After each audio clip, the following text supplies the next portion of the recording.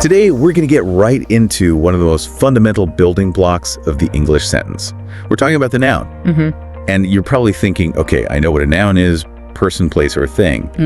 And I mean, you're not wrong. You're not, but if we just stop there, we miss so much of the beautiful architecture of the language. The definition itself is simple, sure. Right. But when you actually look at the different types of nouns and how they behave in a sentence, the jobs they do, you start to realize that getting a handle on nouns is basically a shortcut to understanding everything else about English structure. Absolutely.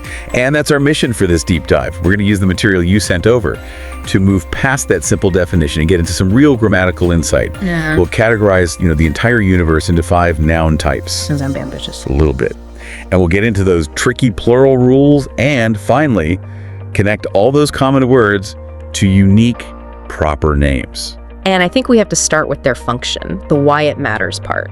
Because a noun isn't just a label for something, it's the engine of the sentence. Okay, so let's use a concrete example from the source material. How about the dog runs down the street? Perfect. If you take away the other words, you're left with 2 key nouns there, right? Dog and street. So what are they actually doing? Well, the dog is our subject. It's the thing that's performing the action, the runs. The duder. Exactly. The subject tells you who or what the sentence is about. And then you have street, which is the object. It's kind of the receiver or the target that's related to that action. So nouns are the main agents. Yeah. The actors and the recipients of whatever is happening, they really anchor the whole meaning. Without them in those subject and object slots, you don't really have a story. You don't. And understanding those roles is so critical because everything else, your verbs, adjectives, all of it, has to align with them. They're the scaffolding for the whole sentence. So let's expand on that simple person, place, or thing idea. I mean, that word thing is just so huge, which must be why our sources break the world of nouns into 5 specific categories. It helps us map things out. It's a really great system for organizing it all, yeah. You move from the really specific and animate things all the way to the abstract. Starting with the easy ones. Category 1 is person nouns.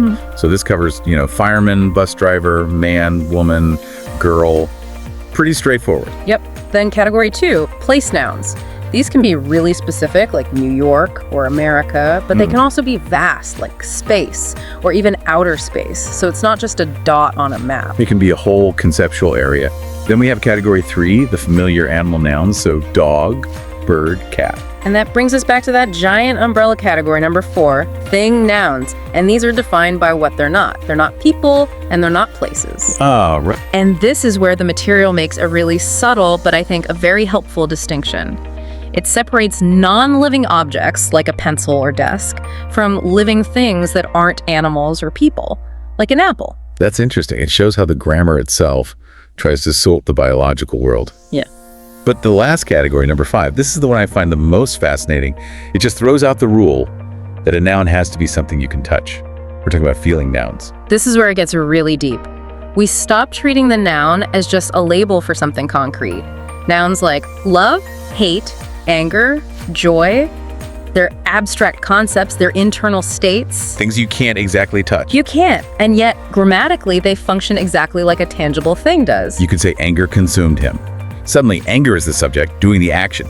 It's the same structure as the dog ran down the street. It's like, it's a linguistic tool that lets us talk about our internal world. And that's the real insight here. Our language pretty much forces us to talk about these intangible, subjective states, our feelings, as if they were objects, as if they're things that can take action or be given or be possessed. It's not just a grammar rule. It might actually shape how we think about emotions themselves. Wow. So the moment you name a feeling, you make it a concrete thing in your sentence. Precisely. Okay, so let's shift a little bit from what nouns are to how they show up when we're talking about quantity. We need to look at number. So singular and plural. Singular, just one. Plural, more than one. English pluralization can be a nightmare, but the sources give us a decent map for the regular ones. Rule 1 is the easiest. For most regular words, you just add an S. Book becomes books. Simple enough, but it gets more complicated when you have what are called sibilant sounds, those hissing sounds at the end of a word. So words ending in es, is, yes, or right. s. Right, because you can't really say backs S is awkward. It's almost impossible to say clearly. So to fix that, to add an extra syllable for clarity, Rule 2 says you add e's, box becomes boxes, church becomes churches. It's basically a pronunciation fix that became a grammar rule. And then there's the letter Y, Rule 3. If the noun ends with a consonant and then a Y, you drop the Y and add I's. Cherry becomes cherries. It's a complete structural change to the word, yeah. So those 3 rules cover most of the regular cases. But now we have to get into the fun stuff.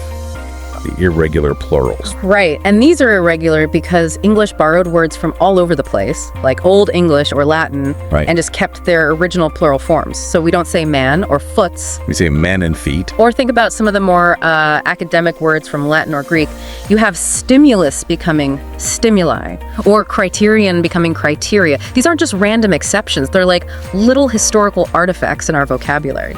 Okay, that makes sense.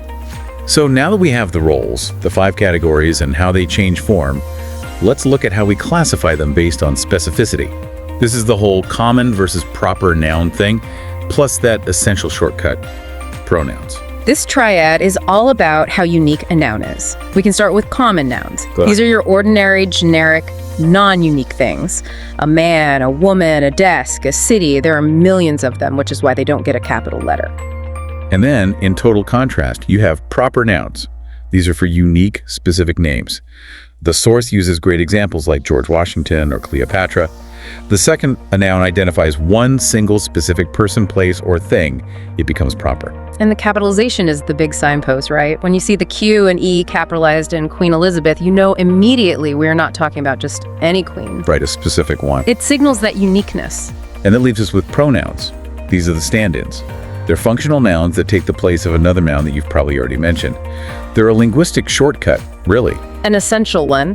Instead of saying George Washington over and over again in a paragraph, we just swap it out with he. Instead of Cleopatra, we use she.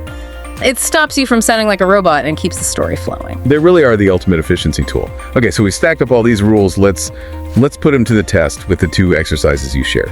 Good idea. Let's start with the first sentence. A mountain has trees, rivers, and lakes. Okay, so mountain is the subject. It's a common noun. There are lots of mountains, and it's singular.